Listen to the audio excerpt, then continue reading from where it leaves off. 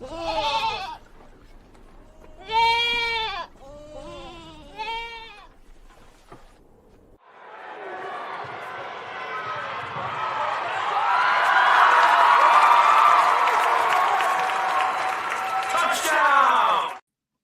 yo, yo, yo, yo. Welcome back to the Two Goat Show. We're your hosts, Mariah and Steph. Steph, happy Two Goat Thursday. Good to see you. Good to be back. How you doing? I'm good. I'm good. Good to be back for sure. Excited for this week's game. Hopefully it's a dub. You know, just living life. Yep. Um, yeah, after last week's game, like I think we could all use just go in there and kick their ass this week. Like we all need it. The team needs it. Like get the vibes back up. Let's get this thing turned around and rolling, Steph. Chat, what's up? Happy to go Thursday. Hope everybody's doing great. Hope everybody's healthy, happy, all that good stuff. I was gonna go on to some more H's, but this is a family friendly show at the beginning, so we'll keep it PG for now. But I hope you guys are awesome, besides, the 49ers losing. But hey, Steph, we might be getting back some players, some important pieces should be coming back. But before, I don't even want to spend, that much time talking about the game last week. Like, I'm just over it. I'm sick of the Rams. I'm sick of their fans. I'm sick of everything that has to do with them. Um, I figured, since we're about the halfway point and obviously, some news that our quarterbacks possibly most likely playing this week might get, a wide receiver back, like things, could be turning around, Steph. So we're about at this halfway point. So just give me your thoughts on how you feel, like where you feel the 49ers are right now, where they're going, how you feel about the season so far, whatever thoughts you want to give us about how you're feeling about the team at this halfway point, Steph. Yeah, I think the defense has been depleted by injuries, and I think the fact they didn't address that at the deadline, although they did bring in some guys, Keon White and Clinton Farrell.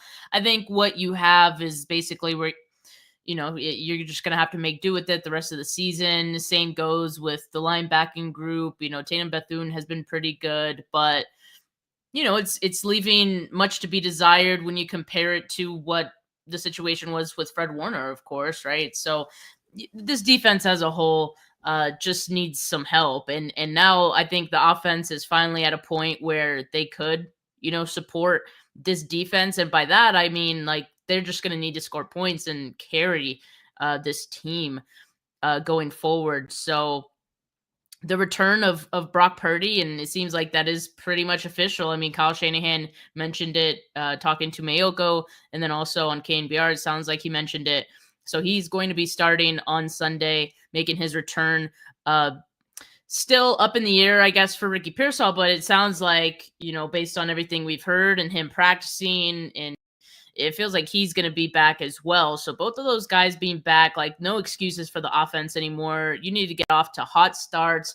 I don't want any excuses. Like they need to get points up and they need to carry this defense because the defense is definitely going to need some help. Now, in the games in which the defense plays poorly, you can kind of see it right when the game starts. Like it's going to be one of those games. And it did feel that way against the Rams.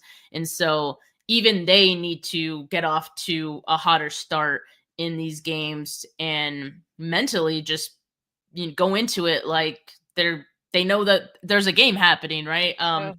And be focused right out of the gate. I think in this game against the Cardinals, this is a winnable game, so you have to win it. Like the game against the Texans is not one I felt like the 49ers should have lost, even with as good as a defense as the Texans defense is. I still feel like the 49ers should have won that one. And so you need to be able to win the games that are winnable. And so the next 4 games for the 49ers, I would say are winnable. And you win those 4, you're in playoff discussions once again, right? So I think that's what they need to focus on, is not this win one game and then lose the next one, which they've been doing for several weeks now. They need to focus on winning each and every game. So I think that's going to fall mostly on the offense, just getting back to their football, their brand of football now with Brock Purdy coming back and, you know, Kittle having come back a few weeks ago and finally get his feet under him. Last week with 9 catches and a touchdown, and then you're getting Ricky Pearsall back. That's gonna help this offense quite a bit because, as John Lynch said on KNBR this morning, he brings you something different. Like he's different, more talented than the other wide receivers that they have on this roster. Obviously. Yeah, like that's obvious. Right? Like right? You got him in the first round, but I feel like some people forgot just how good and important he is to this team. And so we're gonna see that. I wonder if he's gonna be a little maybe rusty on Sunday, or just maybe needs to get into game shape, just like George Kittle.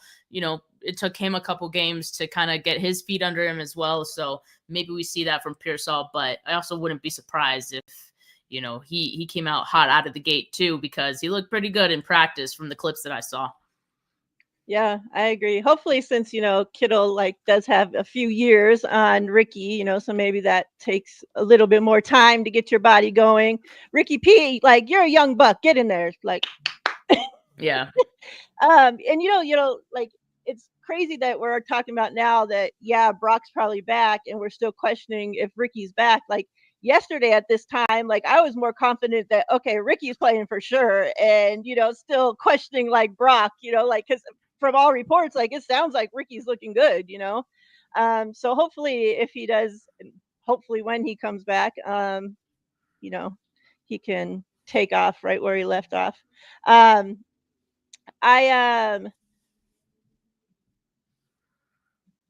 won't this go off of here? What the hell?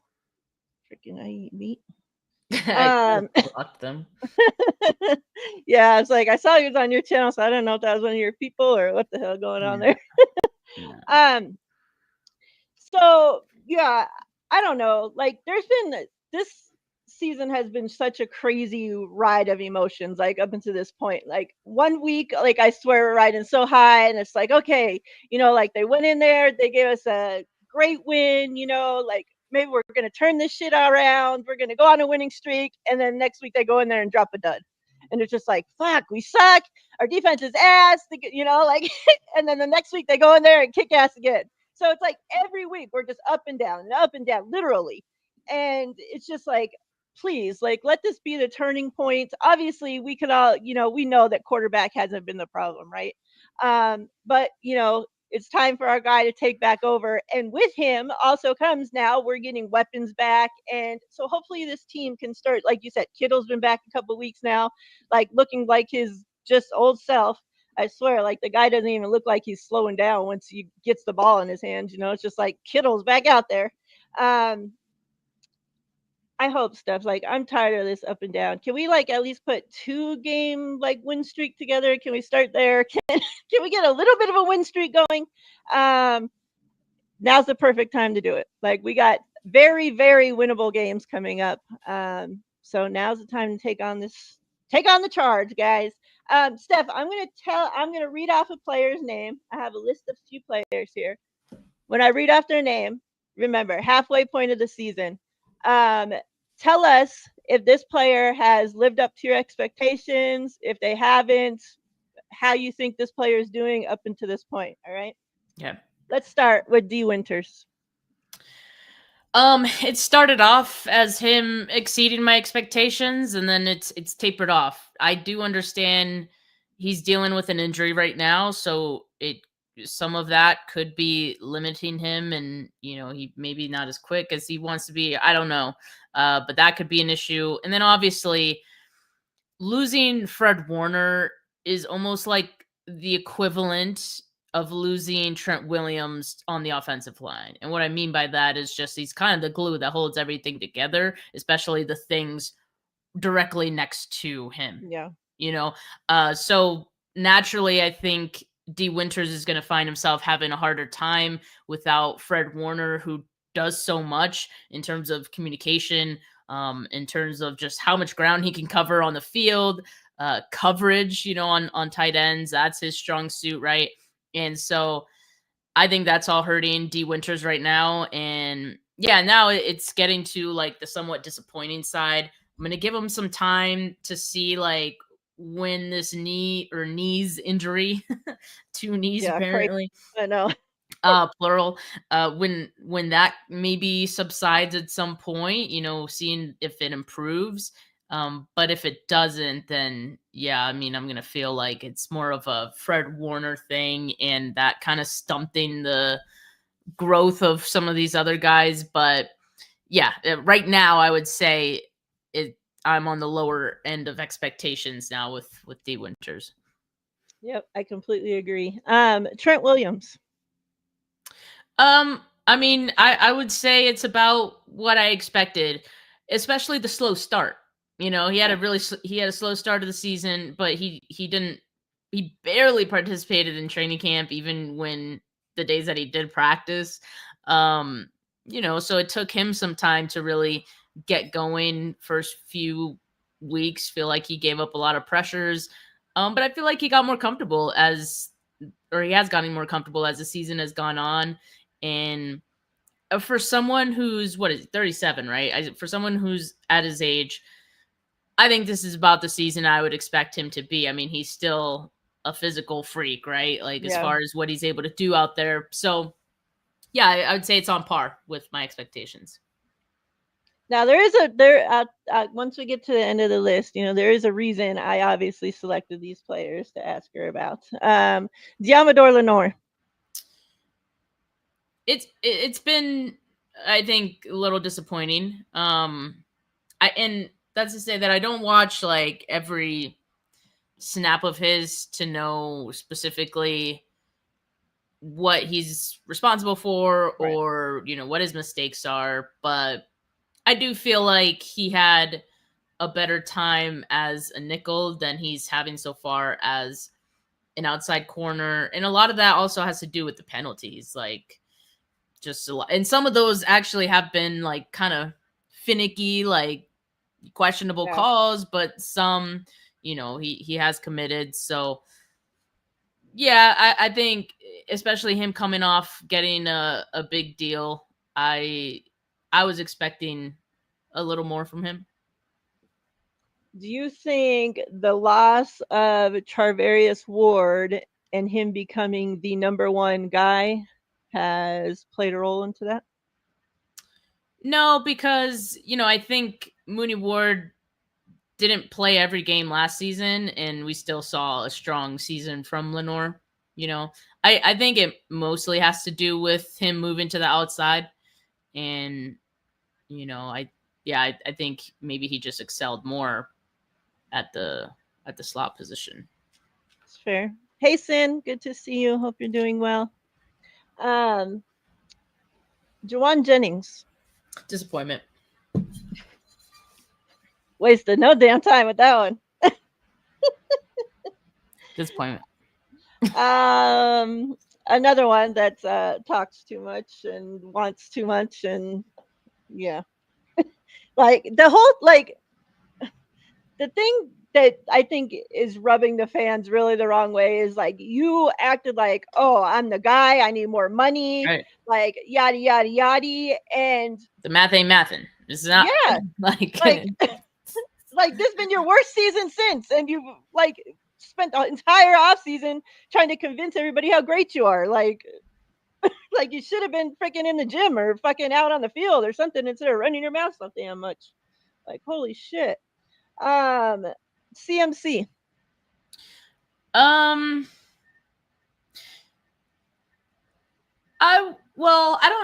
not sure what my expectations were for McCaffrey this season. I feel like I was kind of open to a lot of different scenarios. One even including he'd get hurt again, which he hasn't. So in that regard, like he's exceeded my expectations there. The fact that he's gone this long staying healthy, and I'll knock on wood to that. But with literally everybody else around him hurt. yeah, like which is why there's the joke that he's like harvesting everyone else's health. But yeah, I think he's gotten off to a slower start in the run game, but I do think a lot of that had to do with the run blocking being what it was early in the season. And since it's improved, you see him like getting these lanes and what he's able to do with them. And not just that, like, we know that McCaffrey has an impact in all facets, wherever he's needed. Like, the fact that the 49ers were missing one wide receiver or the other, at like what has felt like all year, right? Yeah. And for McCaffrey to essentially step in as a wide receiver much of these games and excel as such, I think that has exceeded my expectations too. Just like maybe like the role that he's had, and he's always done these things well, but just the fact that he's been called on to do this more and step up in that department, and he's delivered. I would say I'm not that I'm surprised. It's just that, yeah, this is not the kind of season that I think I was expecting him to have, where it's like it feels very split, right? He's been more productive as a pass catcher than a running back so far. Yeah, I kind of wish that we would just like start using him more like as a pass catcher and like open up the running back duties to the other running backs that we have on the team, like can we see them do something? Because like they're like are looking better and better too, the same with the O line, that's getting better. All running backs are looking better. So like I would just love to see CMC just be more of a pass catcher. Like that's not saying no, don't let him run the ball at all, but he doesn't need to run it 25 fucking times, when we have other running backs on the team, is all I'm saying. Especially since he's doing so well, like as a pass catcher, like extremely well. Juice. I don't think about the fullback, so I wouldn't say I had any expectations. Kyle said you better think of him like a tight end, all right? I don't know. He just said that yesterday. I'm neutral. He said, you better treat him as a tight end stuff. It's not a freaking fullback. Tatum Bethune. Exceeded. Yeah. I agree. Renardo Green. It's been up and down. Like I feel like early in the season was, somewhat of a disappointment for him, but he was getting targeted a lot, and I feel like he's gotten better, in recent weeks. But in the grand scheme of things, I do feel like I was expecting a bigger second year from him. So I'll go and lean slightly as a disappointment, but I think there's still room for him to turn the season around. Yeah, I agree. I as well was expecting, and I feel like it's like a pattern almost. Like Jair Brown had a great first season, and then we all go into second year thinking, oh, he's going to be great, and it's like a disappointment. Like Renardo Green. Who was I thinking of earlier? I don't know. There was another young player earlier that I was thinking of too that had a great season and was kind of been a disappointment when I was making this list, but I didn't put him on the list. If I think of it, maybe I don't know, Mustafa kind of, but he's the next person. But I just want you to group Mustafa, Jair Brown, the entire whole safety freaking crew. Talk to me about them stuff. My expectations were not good on the safety group, which is why I thought that they should have addressed it a little bit better. I wanted them to get a veteran in free agency. I don't know if you remember this. The safety group worried me. The depth, especially early in the season or in the off season, they had some injuries there, and they still didn't address it. So I was like, okay, like they must feel really good about Marquez Siegel. They must feel really good about Siegel. If they feel good about him starting in week 1. And I mean, I think there's some good things about Siegel's game. I think ultimately he's going to round out into being a good player, but the coverage thing, like that's not his thing. That's the other thing with the safety group that I have an issue with. Their skill sets overlap so much. Like, and even when they had Hufanga, they're all like downhill guys. Like none of them are like true coverage safeties, right? Yeah. So you're finding these guys as your last line of defense, and sometimes when things are targeted in their area, they're like nowhere to be found, or they're not playing the ball very well. So they're lacking in that. So I would say it's met my expectations, because my expectations were not very high to begin with. Fair, fair. Um, okay, so yeah, I had brought up these names because every day I swear that I open social media, like the faithful are going crazy. Whether What it's else is like new? extremely high on these players or extremely low on these players, these group of names like are just everywhere. So I just thought, it would be cool just to get your thoughts on it, see where your thoughts are compared to where the faithful's thoughts are, because some can take shit to the extreme sometimes. And it's like, especially for safeties, quarterbacks, like they could have a great game. They make one bad play, and that's all you're gonna see on social media is, oh, their ass, they gave up this, especially if it's a touchdown. God forbid they gave out a touchdown. They could have been shut down the rest of the game. But you give up touchdown, like their ass, like get them off the team. They want to, like, and like the safeties like have been getting dragged through the freaking mud.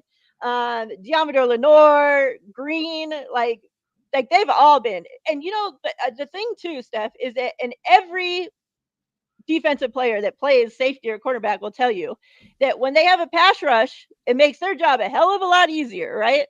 Um, Guess what? We don't have no fucking pass rush, Steph. Like we Right. have Yeah. literally nothing. So like when a guy has to cover somebody for freaking 5, 6, 7, 13 seconds, like it's a little hard to be locked down when you have to cover them that long. When compared to when you have a Nick Bosa getting home or a Huff getting home in freaking 2 seconds, and we only got the back end only has to cover their freaking wide receivers for 2 seconds. It's a lot easier to be shut down.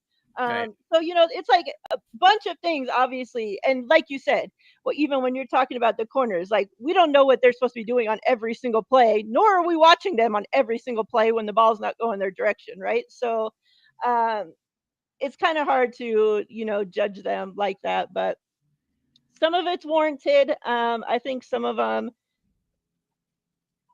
I noticed like the select group that obviously they just drag the same players over and over and over. Like they could go out there and be the best player on the field. They're gonna find some way to drag them through the mud just because that's what they're pushing right now. So Yeah. It fits the um, narrative. exactly. Now Sin had brought this up because Bebop had said that he was kind of disappointed that they didn't get Sauce Gardner or, obviously somebody at Mhm. the trade deadline. So Sin said, follow up on Bebop's comments, do you think the 49ers surrendered by not making a trade by the deadline? What are your thoughts? I don't know if I feel like they surrendered. I think there are a lot of factors that play into it, and I think one of them was the fact that they weren't wanting to give up as much as these teams wanted. I mean, for Jermaine Johnson, the Jets wanted a second. Like, Yeah. I'm okay with the 49ers not having done that. And I'm also okay because if you look at how many picks the 49ers have for the 2026 draft, it's not that much. It's really not. They have a lot of fourths, but that's about it. They don't have a fifth, um, sixth or seventh, I think. So I mean, it's not great. And so if you are going to give up another pick from a very limited amount of picks that you have, I mean, you have to feel without a doubt that it's going to be worth it and that it's going to pay dividends. And I think also, when you look at this roster, I think we know that it's not we know this roster isn't one defensive player away from a Super Right. Bowl. Like we know that.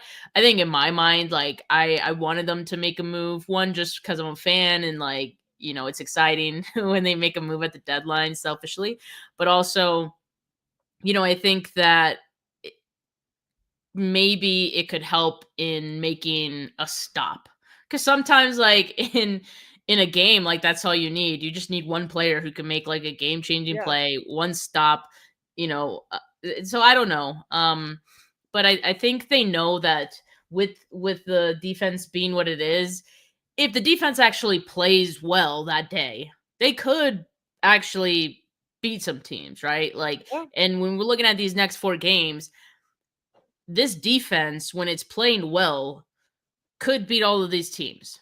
You know, I feel like there's a few examples of this defense playing well, like against the Giants, against the Falcons, like, and they surprised us, right? So I think they have that in them. So I'm not too, surprised that the 49ers looked at it and said, we can do enough, with what we have. We know we're not a Super Bowl team. But we do want to make sure that we have a foundation and that we could build off of this foundation next year with the amount of picks that we have. So I think that was important too. Just keep it next year in mind too. Yeah. And with this Sauce thing, like if the 49ers were to give up 2 firsts for anybody, the faithful would have lost their minds for that too. Yeah, I mean, it would have been, as always, you would have had both extremes. There would have been people who like love it, and there are people who would have been like, "It's awful." Maybe for a defensive, but yeah, for a cornerback, like I just can't see it. if cornerback was our only need, yeah, and that's where I'm at too. Now, say we didn't have any of these injuries, and Nick Bosa would have been the only player that we would have lost. We saw Fred Warner. We had all the rest of our guys, the rest of the D line, and we just needed that one game-changing guy that, like you said, that comes in there, wreaks havoc, that makes plays when he needs to make plays. Then I'm okay with the 49ers going out and making this big-ass trade at the trade deadline to get a D-end in there, right? Because now you are just that one player away. But yeah, once you have this player go down, like you can't replace all of those guys. Like, so why are you going to go out and give up your future to trade for a guy that ain't going to make a difference anyways? Like, yeah, exactly. like, why are we giving up our future picks that we can use to hopefully make the team better next year? When our guys are back healthy and we have a better shot, like, and I'm not saying just give up on the season because our guys are hurt, but like you roll with who's there. Like, you don't go out and spend and give up your entire future for players that you ain't going to make it to the Super Bowl anyways. Like, let's be honest with ourselves.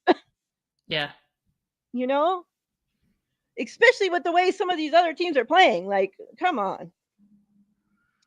I don't know. Like, I'm okay. Like, obviously, like Steph said, like, you want them, right? You want your team to be the team getting all these fancy players, like the Eagles continue to get fancy player, big name player, this guy, players, needs, filling up all these, like, making all these fucking moves. Like, they never stop. And it's just like, how do you guys keep getting all these guys? Like, you want your team doing that, like filling up all your needs and shit, but like, you don't want them to be stupid either. Like, so many teams, like, go out and trade for guys, and then they spend all these picks, and the guy comes to their team and just total fucking ass, and now you gave up all these picks for what? Right. So I'm okay with it. Because like I'm not thinking that we're winning the Super Bowl this year, you guys. I'm not like I'm being honest. I'm not thinking we're winning the Super Bowl this year. So like please don't go out and like stop us from having chances to win it next year and the following year, like we need to get this team better. And I think it was, who was it? Somebody had said do y'all think this is our rebuild year? What's up, Bobby? I don't think this started out obviously as a rebuild year, but like we just talked about, once you lose a Nick Bosa and you lose a Fred Warner and you lose, it just becomes like they're just trying to like keep their head afloat and put something together and try to be competitive. Like, I don't think they're looking at it and saying, oh, you guys, this is a rebuild year. And I honestly don't think it went into that. Like, I don't think they went into this season. Like, I think they went into the season thinking they were going to be competitive. Like, you just paid Brock Purdy all this money. Like, you just re-signed Fred, extended free Fred Warner, extended George Kittle. Like, you're not spending all this money thinking that this is a rebuild year. I don't think that. Yeah, and they would have been competitive, and let's just say no one got hurt. Like, Bosa's out there still, Fred's out there. What we would be talking about this team, it would be potentially Super Bowl. Like, Yeah. even with all the injuries, we're still saying, hey, like, you win the next 4, you're at 10 wins and you can sneak into the playoffs. Imagine how many more wins it could have been in these last few weeks with those guys on the field. I mean, that would have been a different story, right? But yeah, you're not fighting for much this time. It's just like whatever you could get out of this year feels like a bonus. And, honestly, this team has surprised us with that so far. So let's just see if this team could surprise us again. I think at this point it's just, if they can, great. If not, okay, we'll look towards next year. Exactly. And yeah, like, why raise draft picks when they'll be in the hunt, or when they're being hurt in 2 weeks? Like, you're giving up two firsts for Deion Sanders, not for Sauce Gardner. Like I'm with all of you guys on this completely. So yeah. All right, let's look forward. Well, let's talk obviously about, we haven't even talked about Brock Purdy. You had just said, Kyle said today that what were his words? He's most likely going to start. It's No, looking he good. said He's starting. He's starting. He's starting. And Ricky Pearsall is too. All right. So we get Slick Rick back, Brock Purdy back. There were some big names, obviously, that spoke this week, Steph. Tom Brady, Richard Sherman, Dan Orlovsky. I don't know if you think he's a big name, but he's out there.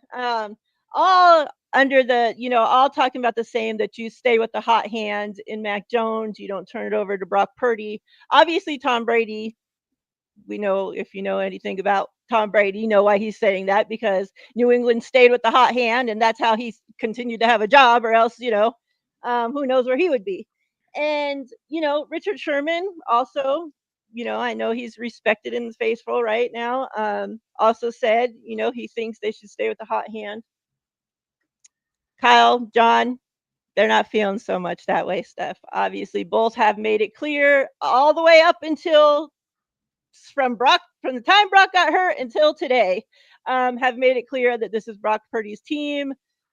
When he's healthy and able to take over, he's taking over. Do you think, Steph, that this is the right move? And I think a lot has been talked about of how, like, the differences and like how Mac makes this team better. Why don't you talk to us in your answer and let us know, are there any advantages? Like, do you think there's advantages to having Brock Purdy start over Mac? Yeah, I think Brock Purdy is looking to push the ball downfield more than Mac has in the times that he has started. I think Mac is playing a very safe sort of football right now. And safe is good if you're the backup, and I think that's why we've appreciated it so much, and why we're like, oh, like, he doesn't turn the ball over.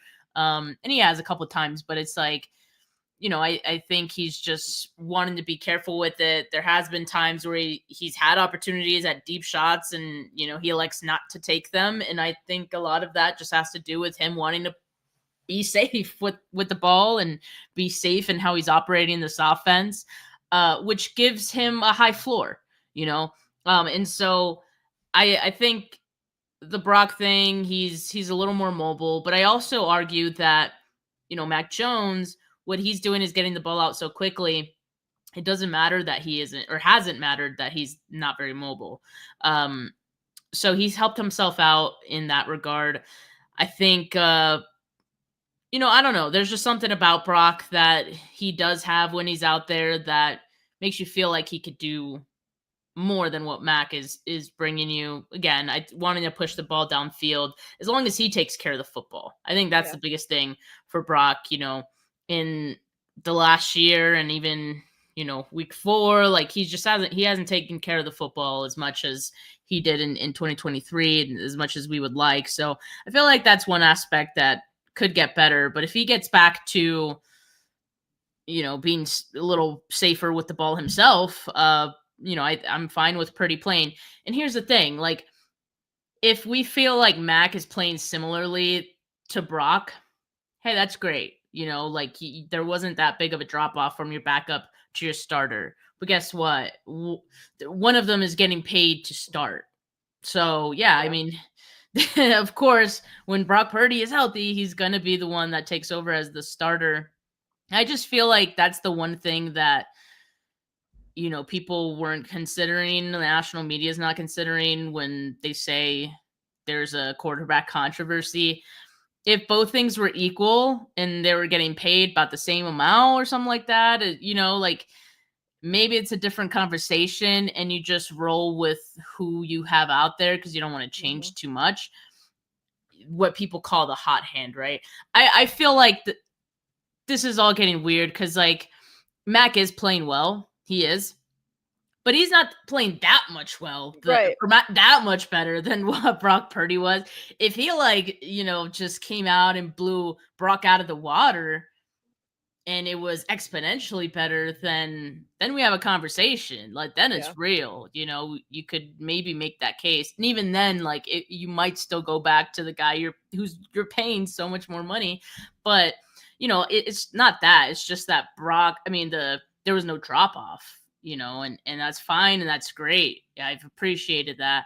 Yeah. But yeah, definitely not really enough to warrant Mac Jones continuing to start over Brock Purdy. Yeah. And if this was a situation to where Brock Purdy was our vet, he'd been our starter, and the 49ers drafted Mac Jones in the first round this past draft, and now he came in and started for the injured Brock, and now you're rolling with the hot hand, that makes more sense. Like, you're rolling with the guy that you drafted to be your future, who's now come in and is looking better or as up to the guy that you obviously drafted him to replace eventually. So yeah, you continue to roll with him. Like, that's your future. But that ain't the case. Like, we brought in Mac to be a backup. Like, and as well as he's playing, thank goodness, like, he's kept us afloat, like, that's what you want from your backup. Like, you couldn't ask anything more from what Mac Jones, like, than what he's done, and I appreciate it. But, like, at the end of the day, whether we like him or not, no matter how we feel personally about Brock Purdy, this is Brock Purdy's team. Like, they just paid him to be the quarterback of this team. Literally, just paid him. Yeah. You're not going to fucking ride him on the bench the season that you freaking paid him. Like, you know how crazy people talk about Kyle and John for spending 2 draft fucking first round, 3, whatever you want to fucking call it, on Trey Lance and not giving him the time, not developing him, like, all that. Like, you know how much more crazy they'll talk about him if they paid this fucking quarterback and now sit him on the bench? Like, that's fireable. Like, you get fired for that shit. And people just act like, oh, no big deal. Just, yeah. Like, right. What are we talking about? That's what I'm saying. Like, the national media, the talking heads don't take that into account. Like, they're just, I don't know, because they're not there thinking about roster politics. They're not thinking about, making business decisions for the team. I mean, they're just thinking about what's happening on the field, but there's just so much more other context that needs to be considered, and I think that's what the 49ers are doing here. Yeah, it's easy for them and us to all make these decisions when our job and our future and our livelihood ain't tied to it. Like, it's so simple for us to make the decisions, but, like, come on. I just think it's kind of crazy. But, like, hey, I mean, time will tell, right? Like, let Brock come in here, see what he does. He got his wide receiver back. Like, no excuses, right? Get in there and take over. Like, it's your team, do it. Let's talk about Brandon Aiyuk. Obviously, John Lynch asked about him again every week. They asked him kind of about if John Lynch thinks that this is like a red shirt season for BA, and if, like, pretty much, like, asking him, like, are we going to see him on the field, or you guys are just planning to keep him out the rest of the season? Like, Mhm. And John Lynch said, that's not the intention. The intention is to get Brandon back. We're not there yet. So we'll continue to have him excel with his rehab. We just have to get him to a place where we are comfortable to open the window and see if he can make it back on the field. I feel like a lot of people expect, like, I understand fans are tired of hearing about it. Like, I'm to the point too. Like, do we need to ask every single week? Just let us know when you're opening the window and we go from there. Well, Like, but part of the reason that people are asking was because Kyle Shanahan himself said that, like, we should be opening it up soon or something like that. Like, he because Kyle just and they talks out of his ass. but that's what I'm saying. Like, people are going to hold him to that and continue to ask because he set himself up for that.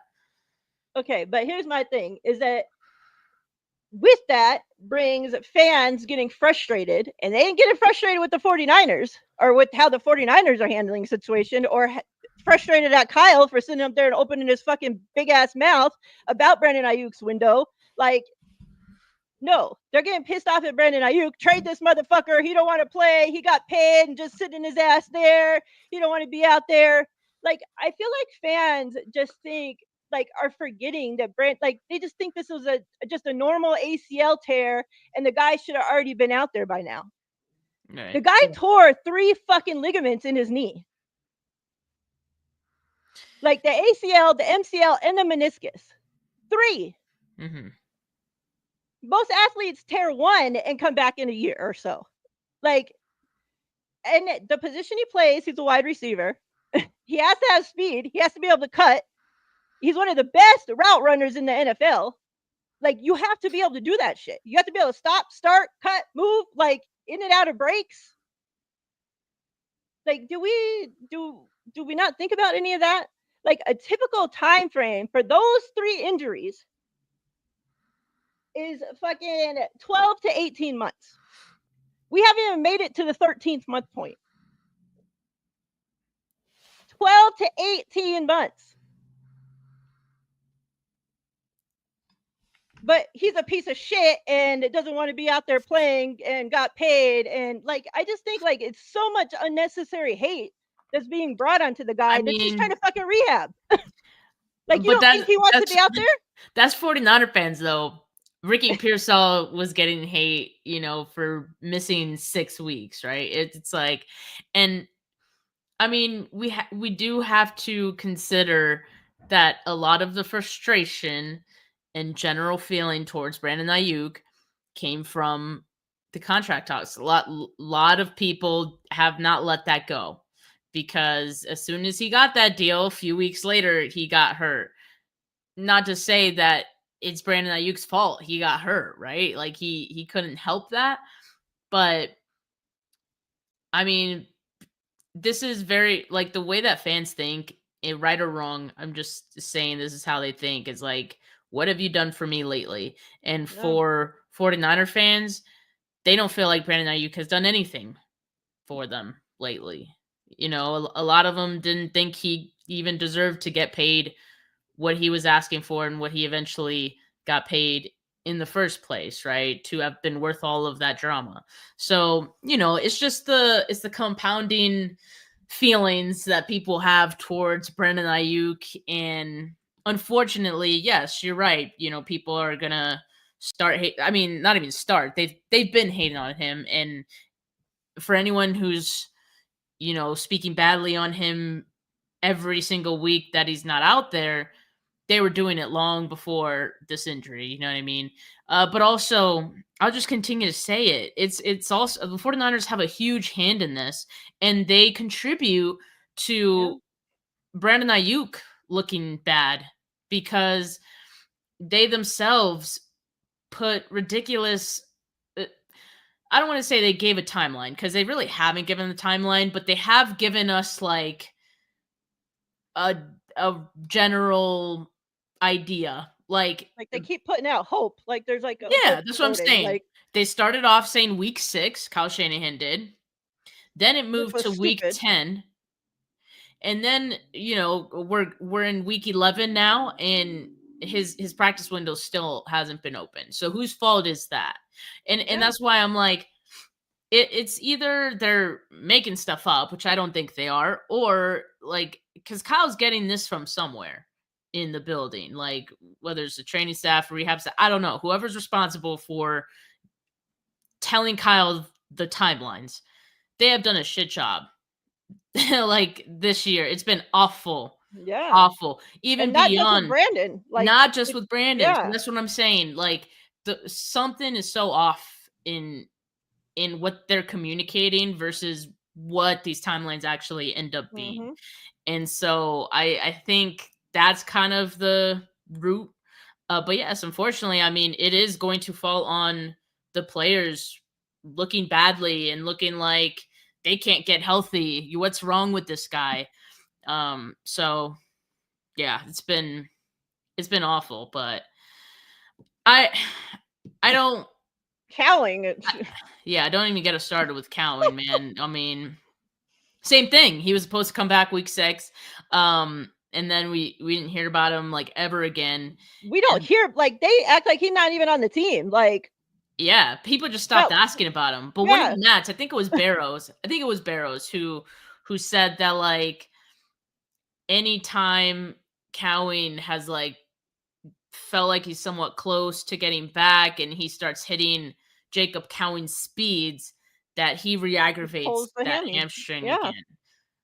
I think they said he had, like, 6 or some crazy amount of hamstrings since the beginning of the season, like, His hamstring might be cooked. That like, might how be the a hell is Cowing that? issue. That might be a Cowing issue because he had hamstring issues. I want to say even in college, he definitely had injury issues in college. So And then you're a speed that's guy, a whole nother like, thing. Yeah, yeah, I don't know if we ever see Cowling, honestly, like,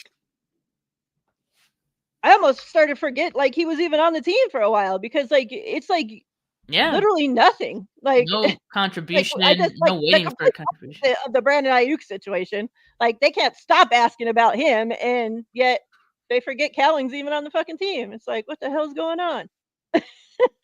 But yeah, like, chat obviously they feel the same way, about the Brandon Ayuk situation. Like, yeah, like doctors even came out and told us that Brandon Ayuk knee was like a grenade went off in there, and we're expecting the guy going to be out there like, and too, like they keep releasing, and I don't know if this is the media. Like, I didn't see like where these videos, but remember, like every so often, and we even talked about one of the videos, and you said by the look of that video, he ain't coming back anytime soon. And even the Yeah. fans, though, if you go back to that video and look at the comments, the fans are like, yes, BA's almost back. He's going to be back soon. And we're all excited. So, like, you're putting out, whoever's putting out these little clips, 5, 10 fucking second clips of Brandon Ayuk running down the freaking field, jogging. I won't even say running, jogging down the field, not cutting, not, jogging down the field and catching the ball. And it's making fans think that he's going to be back soon. Right. And Yeah, yeah. But that yeah, it was the videos along with what things Kyle Shanahan was saying, along with things even John Lynch was saying. How many yeah, weeks for how long now, like months now, have they said he's getting closer? Like and yes, like technically he's getting closer, but you hear that word and it gives you the sense your perception of close is like I don't know, close yeah, like within weeks maybe, yeah. which Like means you're you opening the maybe window. have exactly, so that's what I'm saying. So they're contributing to the problem by how they've been communicating about this. And I mean I'm glad, I guess, that he was John Lynch was asked about whether he would just miss the whole season, and maybe that helps clear things up a little bit, and maybe that makes them think twice about how they talk about Brandon Ayuk and him potentially coming back. I mean, they're in a tough spot because I don't know what else they're supposed to say either. Yeah. If you don't really have an update, maybe just say like there Stop isn't fucking really an update. asking. I'll let you know when there's an update. Shit.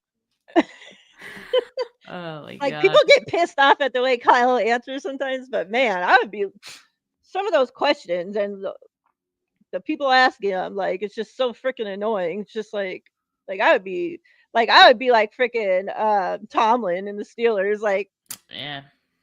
fucking stupid question. Get up. He just walks out in the middle of the freaking shit. Like, um, yeah, this and that, even that, like them putting out that video, and yeah, like, oh, we think it's great. They're helping the community, whatever they're freaking doing, right? But like that brought so much unnecessary hate. Like if you go look at that video, it's like, oh, you couldn't write these jokes any better. Like the 49ers can't keep their wide receivers out on the field, so they have to get jobs at the fucking coffee Yeah, I place. know. I Like, read that. I mean, it was just so typical. Like I didn't even have to open the comments, but yeah, you knew what it like was gonna I say. knew. I just knew it was Like you're those setting these poor guys guys. up, and it's just like, oh my god. At least Hate. Ricky is coming back this week though. Yeah, Cuz but otherwise Cowling, like he probably will be working there soon. Like go there in the off season, and you'll see Jacob there. oh man. All right, Steph, let's talk about this game real quick in the last couple minutes here. Um, Talk to me. How you feeling? Obviously, no, we talked a lot about the little squirrel raccoon last time, and that mofo, I don't care what Cardinals are saying. Now that motherfucker got benched because Might they have. were all Might have. they were all talking about him coming back. Kyler was practicing all this shit, and now you got the backup going in there and playing way better than Kyler. Like They're Marvin still Harrison losing Jr. couldn't though. even. They're still Yeah, losing. but still, Marvin Harrison Jr. couldn't even get a catch when Kyler was fucking playing, and now all of a sudden he had 2 games lights out with freaking his backup. Senior is putting out, like, went to the fucking team and told them like that I don't want my fucking son playing with that quarterback. That's probably why Kyler got benched. Like that's a fucking mess there. So they got no starting quarterback, which I mean, listen, Steph, we've lost to Arizona with the backup quarterback. I can't remember how many times. Too many. Way too many. No wide receivers. It's gonna be the what's his name? Trey McBride, is that his name? The Trey McBride show. Like, because who else you got? They got Michael Wilson, who, out of Stanford. I liked his game, but, he's not their wide receiver one. Or 2. But, all this, like, should not be a reason for the 49ers to think, oh, we got this. Like, you just can't go into this game thinking that it is going to be easy. And so, again, like, they need to come with the mindset that, we need to set the tone early and we need to do what we need to do.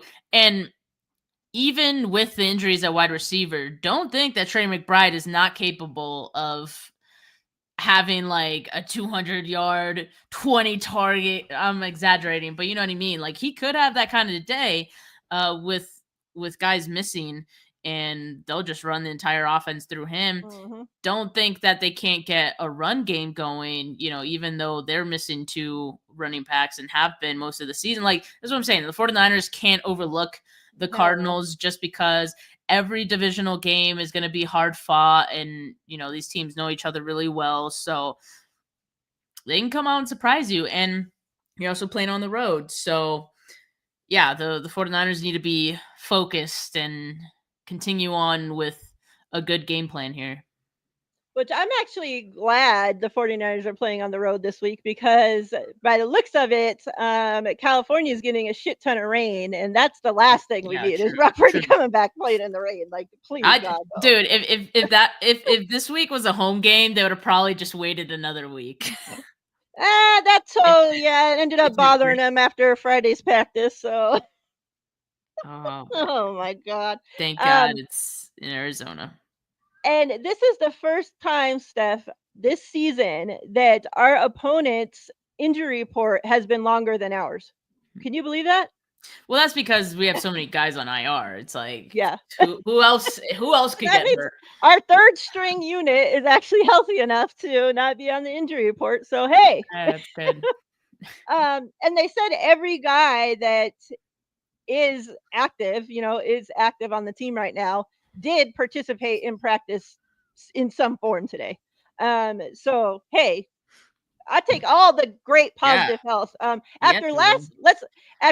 we didn't talk about last week's game, after last week's game, us getting through the game with no injuries reported the next day, and now us making it through this entire week, like, well, I don't know. Lenore got added to the to the injury report with the calf issue, but Are you fucking kidding? I don't know what that is. This is now 2 weeks in a row that we can't even make it through practice. Like, This team, oh man, my good lord. they never cease to amaze me. But he was limited, so it's not like it was a do not practice. Well, we'll That would have see. been more alarming. We'll see how he feels tomorrow. Yeah. So yeah, like obviously you can't look at Arizona, lightly. Yeah, with all the injuries. Well, we have a shit ton of injuries and are playing like shit too. So, hey, um, and yeah, I mean, division game, like I said, we've lost to backups there before. So, and whoever said about the PSD, whatever from Colt McCoy, like, I'm there with you. Like, trust. Every time we play Arizona, and there's even a percent chance the backup will play, I'm like, no, please let the squirrel play instead. Like, come on. Like, not too many times are you begging for the Oh, starter to goodness. play instead of the backup, But yeah, how you feeling? You think what's your score prediction, Steph? Give it to me. I think the 49ers offense is gonna dominate. I think they go 31-19. All right. We need them to dominate. And Chat. Score predictions. What you got? What you got? Oh shit, I put 31-19 for mine. Damn it. you wish. You wish, because I'm gonna end Copy. up getting it right. Let me wait for this mofo to put his score prediction in there first before I put mine. Yeah, but Arizona plays inside a dome, so we ain't got to worry about the rain there. Yeah. I'm gonna go. Or do they keep it open because they're like, we know Brock struggles in the rain? Yeah. Imagine. That'd be so petty. Watch like Brock's like he has like 2 touchdowns in the first half and it's raining out. And they're like, we should like yeah. They're like, let's open the dome. Look at Rob. Oh my goodness. The offense Very really bullish. coming to play. Holy shit. Very bullish Brock Purdy. offense. He could have the game of his fucking career. I'm gonna go. I want and I hope the 49ers offense actually comes to play. But it's like, is Purdy gonna have a rust? Is everybody gets a chance to work off rust except for Purdy, like. Well, now that the run game is actually going, like they didn't have a run game in week 4, so there was really nothing to fall back on even then. So it wasn't even complimentary, and it was Brock, who, as we know, wasn't even 100%. Now, like you expect that Brock's close to 100% or just about at 100%.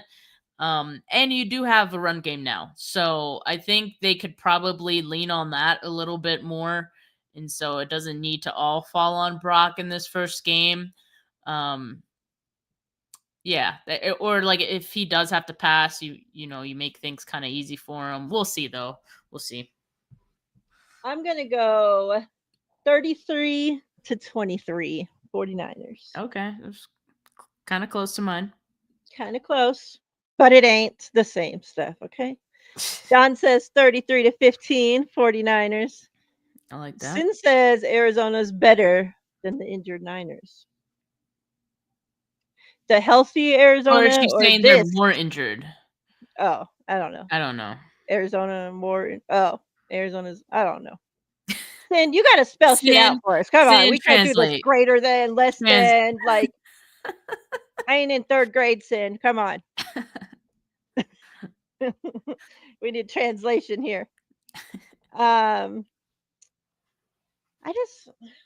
Arizona's just such a scrub fucking team, and I just get so pissed when the 49ers go in there and let them fucking beat us. Like at least the Rams, the Seahawks, like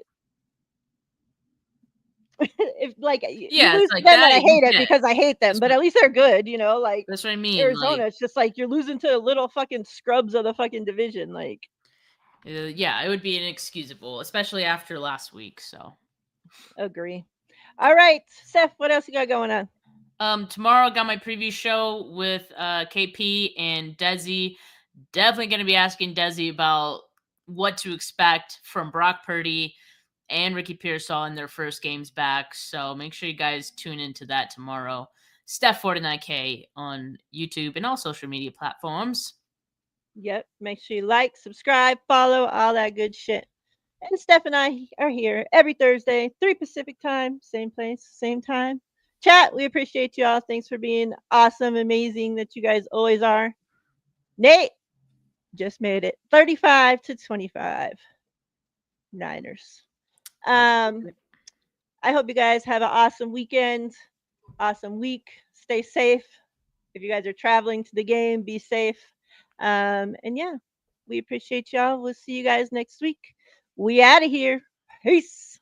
Peace.